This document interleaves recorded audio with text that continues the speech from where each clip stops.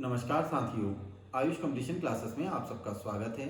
आज की हमारी जो क्लास है इसमें हम करंट अफेयर्स पढ़ रहे हैं और ये हमारी आगामी परीक्षाएं उत्तराखंड पुलिस, दरोगा, पटवारी, बंदी रक्षक, वन रक्षक या एसएससी के जो हमारे एग्जाम होने हैं या अन्य हमारी परीक्षाएं हैं उसके लिए महत्वपूर्ण है। तो करंट अफेयर्स की ये जो हमारी श्रृंखला चल रही है इसमें अक्टूबर 2022 की प्रमुख घटनाओं को हम देखते हैं और इस श्रृंखला का ये आज तीसरा भाग है। तो अक्टूबर 2022 या सितंबर लास्ट में राष्ट्रीय खेलों का आयोजन हुआ था। तो इससे पहले 35वें राष्ट्रीय खेल 2015 में हुए थे और उसके बाद अब ये 2022 में हुए हैं, वरना ये बहुत एक लंबा गैप इस बार राष्ट्रीय खेलों में हुआ है। ये जो राष्ट्रीय खेल हैं इनका क्रम पूछा जाएगा तो ये 36वें राष्ट्रीय खेल हैं और इनका जो आयोजन स्थल था इसके लिए गुजरात राज्य को चुना गया और गुजरात के 6 जिलों में राष्ट्रीय खेलों का आयोजन हुआ। ये 6 जिले हमें ध्यान रखने हैं: अहमदाबाद, गांधीनगर, सूरत, बड़ौदा, राजकोट और भावनगर। इसके अलावा ये जो गेम है 29 सितंबर 2022 को शुरू हुए और 12 अक्टूबर 2022 को इनका आयोजन समाप्त हुआ। 35वें राष्ट्रीय खेल 2015 इससे पहले हुए थे। उद्घाटन भारत के प्रधानमंत्री नरेंद्र मोदी के द्वारा किया गया और जो इसका उद्घाटन है यह अहमदाबाद में नरेंद्र मोदी स्टेडियम में हुआ। इन राष्ट्रीय खेलों में कुल 36 खेलों को शामिल किया गया था। इसका अगर शुभंकर पूछा जाएगा तो इसके शुभंकर का नाम है सावज। ये सावज क्या है? एक एशियाई शेर है। इसके अलावा गीत था इसका जो जुड़ेगा इंडिया जुड़ेगा इंडिया। कुल पदकों की बात करें तो सबसे ज़्यादा जो पदक हैं वो महाराष्ट्र के हैं 140, सेना को 128 मिले हैं। लेकिन अगर कुल स्वर्ण पदक कहे जाएंगे तो स्वर्ण पदक सेना को ज़्यादा मिले हैं और महाराष्ट्र को स्वर्ण पदकों की संख्या कम है। तो ये दोनों ही क्वेश्चन ध्यान रखिएगा। कुल पदक 140 महाराष्ट्र और अगर कुल पदक सेना को 128। स्वर्ण पदक सेना ने ज़्यादा जीते हैं, महाराष्ट्र ने कम जीते हैं। तो सर्वाधिक स्वर्ण पदक जीतने वाली जो संस्था है उसे राजा भालिंदर सिंह ट्रॉफी दी जाती है। तो इन 36वें राष्ट्रीय खेलों में जो ये राजा भालिंदर सिंह ट्रॉफी है ये सेना को दी गई है।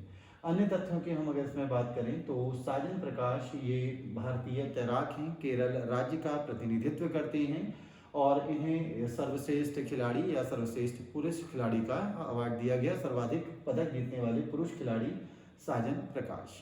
महिलाओं की बात करें तो महिलाओं में भी सबसे ज़्यादा जो स्वर्ण पदक हैं ये जो ओवरऑल पदक हैं वो हाशिका रामचंद्र ने जीते हैं।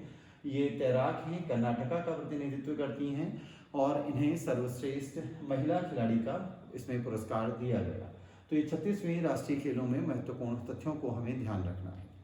इसके बाद हम देखते हैं खेलों में अन्य। तो फुटबॉल की अगर हम बात करें तो अंडर 17 महिला फीफा विश्व कप का आयोजन किया गया और ये जो आयोजन है ये भारत में हुआ। तो अंडर 17 फीफा विश्व कप का आयोजन स्थल अगर आपको पूछा जाएगा तो उसका आंसर लगाना है भारत। यहाँ पर ध्यान रखना है कि इस टूर्नामेंट में स्पेन विजेता रहा। अंडर 17 महिला फीफा विश्व कप का विजेता है स्पेन। इसके अलावा इसमें शुभंकर कहा जाएगा तो ये ईभा जो कि एक एशियाई टाइगर है उसे इस श्रृंखला का या इस टूर्नामेंट का शुभंकर बनाया गया था। फुटबॉल में ही आगे हम देखें तो पुरुषों का फीफा विश्व कप ये नवंबर 2022 में आयोजित होगा और ये जो फुटबॉल विश्व कप है ये 22वां है। ठीक है, तो 22वां पुरुष फीफा विश्व कप ये आयोजित होना है कतर में और इसमें कुल 32 टीमें भाग लेने वाली हैं। यहाँ ध्यान रखना है कि इस अगर विश्व कप का पूछा जाएगा कि शुभंकर क्या है तो उसका नाम है लाइव। लाइव का अर्थ है विशेष दक्षता वाला खिलाड़ी। इसके अलावा ध्यान रखना है यहाँ पर कि जो 23वां पुरुष फीफा विश्व कप है इसका आयोजन अमेरिका, मैक्सिको और कनाडा इन 3 देशों में संयुक्त रूप से होगा और वहां पर प्रतिभाग करने वाली टीमों की संख्या होगी 48। तो अभी 32 टीमें भाग ले रही हैं और उसके बाद 48 टीमें भाग लेंगी।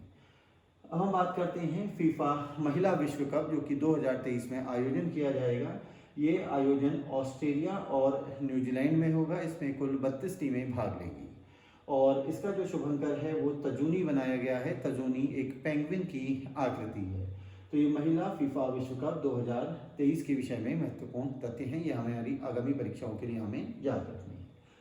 खेलों की अगर हम अन्य तथ्यों को देखें तो राष्ट्रमंडल खेल 2026 में अगले आयोजित होने हैं और ये विक्टोरिया ऑस्ट्रेलिया में होंगे। तो ये प्रश्न हमारे अगली सभी परीक्षाओं में पूछा जाना है कि अगले राष्ट्रमंडल खेल कहाँ पर आयोजित होने हैं। राष्ट्रमंडल खेल आयोजित होंगे विक्टोरिया, ऑस्ट्रेलिया में।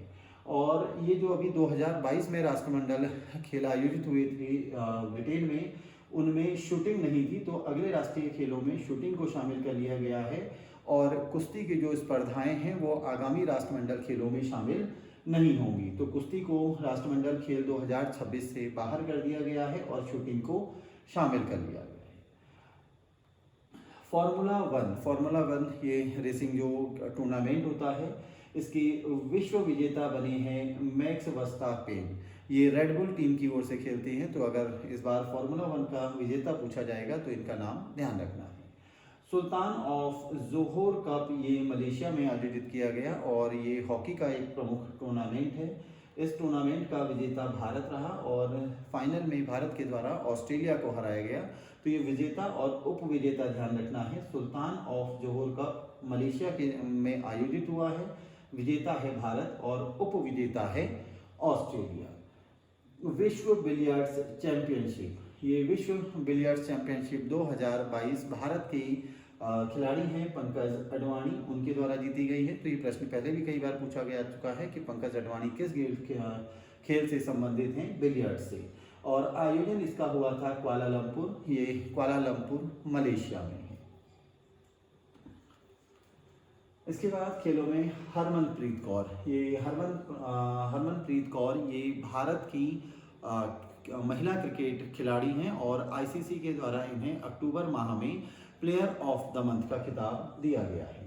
एशिया कप महिलाओं का, ठीक है, तो महिलाओं का जो एशिया कप आयोजन है ये भारत इसका विजेता रहा और फाइनल में भारत के द्वारा श्रीलंका को हराया गया। अगर इसका आयोजन पूछा जाएगा महिला एशिया कप का, तो ये क्रिकेट टूर्नामेंट जो हुआ है इसका आयोजन था बांग्लादेश में। अस्ताना ओपन, इसके विजेता नोवाक जोकोविच हैं। टेनिस का टूर्नामेंट है और नोवाक जोकोविच से संबंधित देश पूछा जाता है कि वह किस देश के रहने वाले हैं, सर्बिया के। तो नोवाक जोकोविच ये सर्बिया के प्रसिद्ध टेनिस खिलाड़ी हैं। अस्ताना ओपन 2022 इनके द्वारा जीता गया। ईरानी ट्रॉफी यह क्रिकेट से संबंधित है और इस बार की ईरानी ट्रॉफी जो है ये शेष भारत के द्वारा जीती गई है। रोहित शर्मा ये अंतर्राष्ट्रीय T20 क्रिकेट में सर्वाधिक बार 0 पर आउट होने वाले भारतीय खिलाड़ी बने हैं। इसके अलावा यह 400 T20 मैच खेलने वाले पहले भारतीय खिलाड़ी भी अक्टूबर माह में बने। विश्व टीम टेबल टेनिस टूर्नामेंट, ये जो टूर्नामेंट है इसका महिला और पुरुष दोनों ही आयोजन जो है वह चीन के द्वारा जीते गए। फ्रांसीसी ओपन बैडमिंटन, ये ध्यान रखना है कि इसमें पुरुष एकल में अगर विजेता पूछे जाएंगे तो उनका नाम है विक्टर एक्सेलसेन, यह डेनमार्क के हैं। और महिला एकल हेविंग जियाओ के द्वारा जीता गया, यह चीन की हैं। इसके अलावा इसमें अगर युगल उसमें पूछा जाएगा तो वह भारतीय हैं तो जिन्होंने ये जीता है। ये जोड़ी है सात्विक साईराज और चिराग शेट्टी की। इसके अलावा ध्यान रखना है PR श्रीजेश, ये भारत के हॉकी टीम की के गोलकीपर हैं, प्रमुख खिलाड़ी हैं हॉकी के और इंटरनेशनल हॉकी फेडरेशन के द्वारा इन्हें सर्वश्रेष्ठ पुरुष गोलकीपर का खिताब दिया गया। ठीक है, तो यहाँ है IMT त्रिलाट, ये नौसैनिक अभ्यास है और IMT यानी तीनों देश आपको ध्यान रखने हैं। I से इंडिया, M से मोजाम्बिक और T से तंजानिया। तो ये पहली बार इन 3 देशों का नौसैनिक अभ्यास आयोजन हुआ है और इसका आयोजन स्थल अगर पूछा जाएगा ये है दार ए सलाम तंजानिया में। अगला है सिम्बैक्स 2022, सिम्बैक्स यानी सिंगापुर और इंडिया।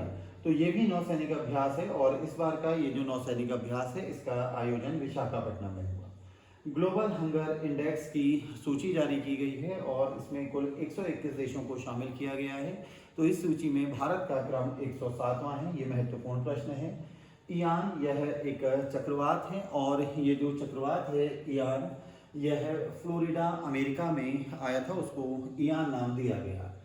अर्मेनिया यह देश है और भारत ने अर्मेनिया के साथ मिसाइल और अन्य जो सैन्य सामग्री हैं उनको विक्रय करने के लिए एक समझौता किया है।